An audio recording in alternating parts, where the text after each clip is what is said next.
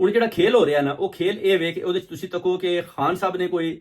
ਕੱਲਿਆਂ ਠੇਕਾ ਨਹੀਂ ਲਿਆ ਕਿ ਬਈ ਮੈਂ ਹੀ ਇਹ ਸਾਰੀ ਜੰਗ ਲੜਨੀ ਹੈ, ਮੈਂ ਹੀ ਇਹ ਸਾਰੀ ਲੜਾਈ ਲੜਨੀ ਹੈ। ਖਾਨ ਸਾਹਿਬ ਪਹਿਲੇ ਵੀ ਕਿਹਾ ਸੀ ਕਿ ਮੈਂ ਇਕੱਲਾ ਨਹੀਂ ਲੜ ਸਕਦਾ, ਤੁਸੀਂ ਨਾਲ ਆਵੋ, ਤੁਸੀਂ ਇਹਦਾ ਹਿੱਸਾ ਬਣੋ, ਸਾਰੇ ਪੋਲੀਟੀਕਲ ਹੋ ਜਾਓ ਤੇ ਫਿਰ ਤੁਸੀਂ ਇਹਦੇ 'ਚ ਇਸ ਲੜਾਈ ਦੇ ਵਿੱਚ ਸ਼ਾਮਲ ਹੋ ਕੇ ਹਕੀਕੀ ਆਜ਼ਾਦੀ ਅਸੀਂ ਮਿਲ ਕੇ ਇਹ ਲੜਾਈ ਜਿੱਤਾਂਗੇ ਤੇ ਨया ਪਾਕਿਸਤਾਨ ਬਣੇਗਾ। ਅਗਰ ਤੁਸੀਂ ਮੇਰੇ ਨਾਲ ਖੜੇ ਨਹੀਂ ਹੁੰਦੇ, ਤੁਸੀਂ ਜਨਾਬ ਮੇਰੇ ਵੱਲ ਹੀ ਤੱਕਦੇ ਹੋ ਤੇ ਸਾਰਾ ਕੁਝ ਮੈਂ ਹੀ ਬੈਟਿੰਗ ਵੀ ਕਰਨੀ ਹੈ, ਬੋਲਿੰਗ ਵੀ ਕਰਨੀ ਹੈ, ਸਭ ਕੁਝ ਮੈਂ ਹੀ ਕਰਨਾ ਹੈ ਤੇ ਫਿਰ ਉਹ ਆਂਦੇ ਮੇਰੇ ਵਾਸਤੇ ਵੀ ਮੁਸ਼ਕਲ ਹੈ। ਇਸ ਵਾਸਤੇ ਮਿਲ ਕੇ ਆਵੋ। ਉਧਰੋਂ ਤੁਸੀਂ ਦੇਖੋ ਕਿ ਜਿਹੜੀ ਕਿਆਦਤ ਦੇ ਲੋਕ ਨਸ ਗਏ ਨੇ, ਜਿਹੜੇ ਉੱਥੇ ਮੌਜਾਂ ਕਰਦੇ ਰਹੇ ਨੇ ਪਹਿਲੇ,